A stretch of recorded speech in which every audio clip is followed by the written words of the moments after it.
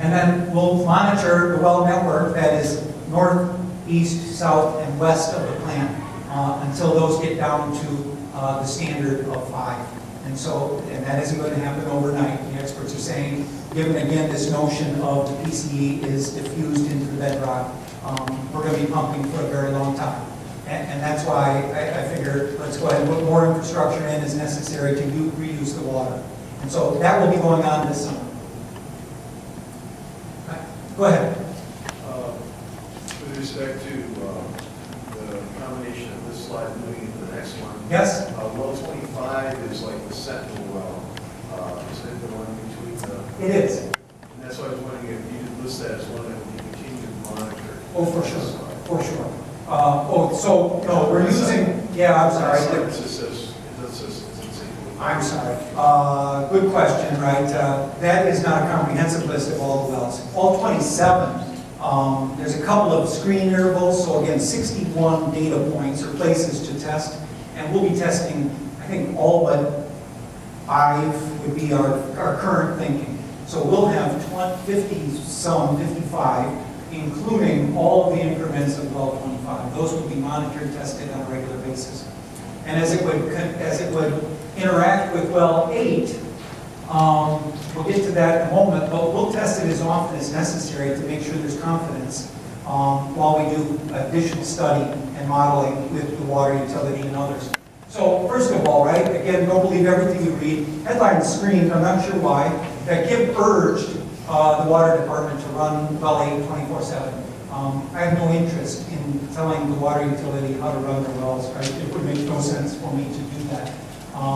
What we were asked for, though, was what was our opinion, and we've provided it, that, one, we've had no impact to well 8, and everybody agrees to that. We had a meeting yesterday, City County Health, Water Utility, right? They do regular testing.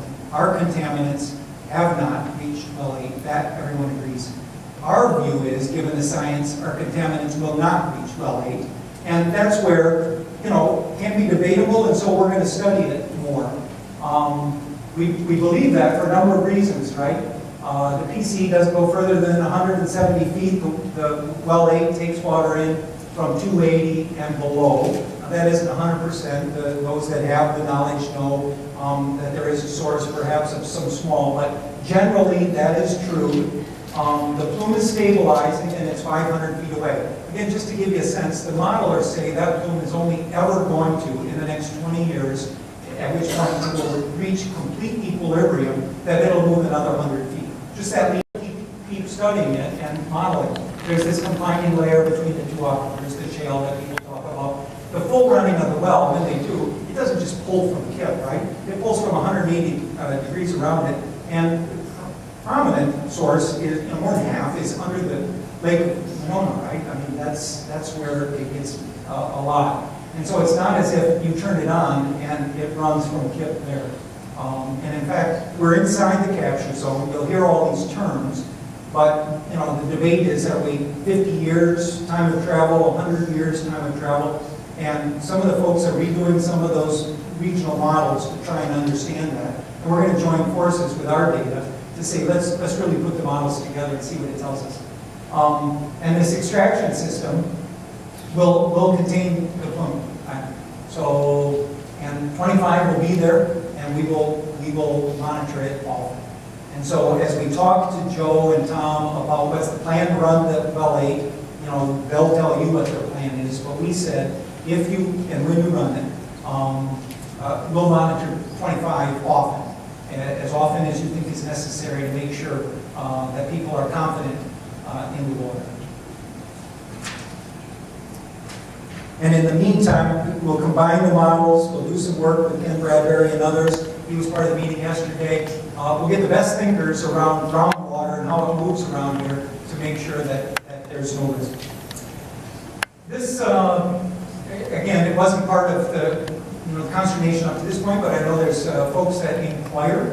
So I thought I'd give you 2 slides just on your permit, right? And we can talk about it later in future meetings. Our permit was issued for a 5-year period, expired July of 13. Per the normal course of action, we applied for a renewal. We did that in a timely fashion. DNR is responsible for reviewing and approving that permit. It's still under review. We don't have a timeline until when it will be approved, and until it is, we operate legally under the old permit. There's been no changes from '08 to now in our operations. What we did ask in the permit was a couple of minor changes, just more accurate emission factors. We asked in the permit back in '08 for a higher use of chlorine that we never utilized. And in this permit, we just want the emission factors to reflect max conditions as we know them today. And so those are the changes, and people with knowledge are certainly pouring through those.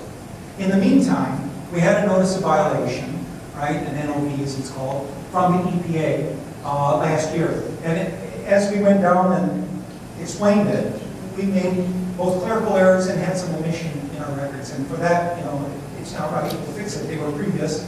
We've got our systems back in place, but they were record errors, not violations of our permit limits. EPA generally accepts that, but they said, listen, it's been a while since you did stack testing. Why don't you do some stack testing for us? And so we're going to do that in conjunction with the EPA. We'll measure what comes out of our south and our north plan here down the bike path a little bit. And we're constructing that test protocol. We'll probably run that in the June timeframe? May timeframe. And so, and just to put, again, in perspective, right? Here's our permissible limits. And here are some of the nasties, right? In terms of, things, hydrogen fluoride and chlorine, right? As a percent of 100, right? Each of these has a different limit, but if you put them as a percent of 100, right? Here's your chlorine value, your dioxins. We operate well within our permit limits at this point. We'll do the stack testing, and I'm sure we'll talk about air emissions in the future. All right, I know all of you I've been long-winded here a bit and want to get on, but I did want a couple other things. Other work completed. We're trying to be a good neighbor, right? Sometimes just sprucing up is the right thing to do. We put in new fences, we removed the chain link and put in a wrought iron along the bike path there. Fences along Wapisa. We've re-sided the plant on both Wapisa. Put in new windows, done a lot of painting. Some of you may have noticed that, others perhaps not. We've done new landscaping in front of Wapisa. You'll enjoy that in the spring as you walk by it. We've done noise abatement measures, right? We understand, what it means to live in a factory neighborhood. So part of our new windows not only gives us better energy efficiency, but in areas where a window wasn't necessary, we boarded them up, painted them on this side. We've taken out old vents that aren't necessary. We've boarded up garage doors that were a source of noise, but were not of function to us. And so last year, and we'll complete that work this year, we've done what we can to make it a quieter plant, certainly a better looking plant. We've increased our odor patrols and our noise issues. And I would tell you, we get lots of false alarms on the odor, right? But we walk around, we have a regular schedule. We respond to anyone who thinks they got an issue, but I can tell you, as I read the blog sometimes and see people saying, boy, there's that Kipp odor again. It's chlorine for sure, I know it is. We hadn't used chlorine in a week of that time, right? So we'll keep responding and we'll keep working on it. We take it serious, and we take all of your issues serious. We've got less truck traffic. We've got a distribution center out in Sun Prairie, and that allows us to have less truck traffic. Maybe you've noticed it, maybe you haven't, but there's at least 20, 25 less trucks on Wapisa on a weekly basis. And again, it's good for everybody. And we're working on lots of conservation projects, right? We replaced all the lights in all of our plants. We did that in partnership with Focus on Energy, compressors with variable speed fans. We're moving to returnable containers to get rid of wood and those kinds of things. So we're doing responsible things. What's left to do? In conjunction with the soil removal that we've got, we'll put the new fence up. I mean, that chain link fence on the Marquette side, like it was on the Wapisa, World War II era, barbed wire still embedded in the trees. It's a nasty thing. And it causes us and new problems. So as we go back and clean up that area, we'll do that. We've got to resurface our parking lots. We'll put new lighting in our parking lots. Again, we're working with the right folks. VT, I guess, no, would it be MG? To make sure we don't cause a light pollution issue, right? But we want to make sure we have safe issues. We'll be landscaping on the Atwood Street side and doing more painting and just making sure that that facade as you drive down Atwood is as appealing as a undergrowth factory can be, but we know it can be better. We'll keep painting. And again, we got lots more of these projects going on with various agencies, including the Department or Wisconsin Manufacturing Extension Program. And lastly on the to-do list is, how do we reestablish a regular dialogue with the neighborhood? So it's clearly my desire to do so, and I hope this is the beginning. This is the beginning of it. So in summary, right, I reviewed each of these items. We've got to finish these installing the SSDSs. We're going to call the affected parties together to talk about dirt removal. We're going to fix the rain garden. We're going to install this, it's called the GETS, or the groundwater extraction and treatment system. We'll pave our parking lots, fencing, lighting, landscaping, and an ongoing rigorous monitoring of that entire network of both water, wells, and soil vapor to make sure that there's no surprises, that we know what's going on. And so, even though this says we'll be happy to answer questions, and I will, for the moment, the agencies that assembled here are prepared to take questions and get into some of the details. If any of you want to take a business card, I happily give it. I just hope that there are less letters saying you'll be talking to my lawyers shortly, right? I'd love to talk to you. I look forward to the warmer weather and seeing you at the festivals, which we enjoy around here very much. And we'll do the right thing moving forward to make sure that we're a good part of this neighborhood moving forward. Okay? All right, are there, go ahead. Quick questions of me, otherwise I will turn you loose to the experts. Would you repeat the data you mentioned about the soil on the Marquette Street site facing the property? Yes. What you found, what the limits are, and what your plans are? I might have misunderstood. Yeah, on the Marquette side, anybody that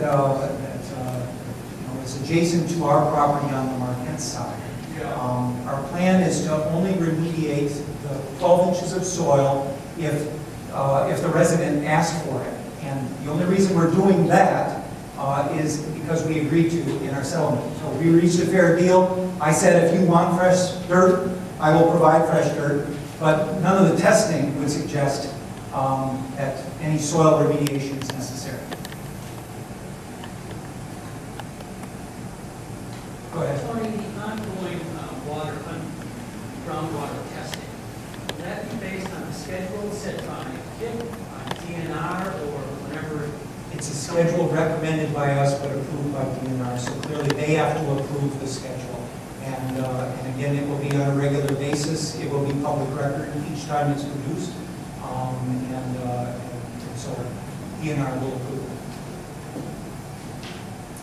Now, there isn't anything we do that isn't with the oversight of someone.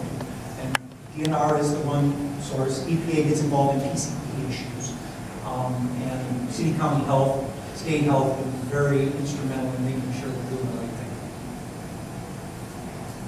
Yeah, I was just going to ask a question of air. Have you ever considered any plan to recapture or reuse some of the gases like chlorine or hydrogen chloride? I think it might be possible for those. Right. So no reuse opportunities. What we are looking at is that's lost energy, right? And so we are looking at, it's one of the energy conservation, because we burn natural gas, right, as many of you do. So much of our emission is as the result of burning natural gas to fire the furnaces that remelt those solids. And we're looking at how do we reclaim that energy, that heat, as opposed to letting it go through the stacks.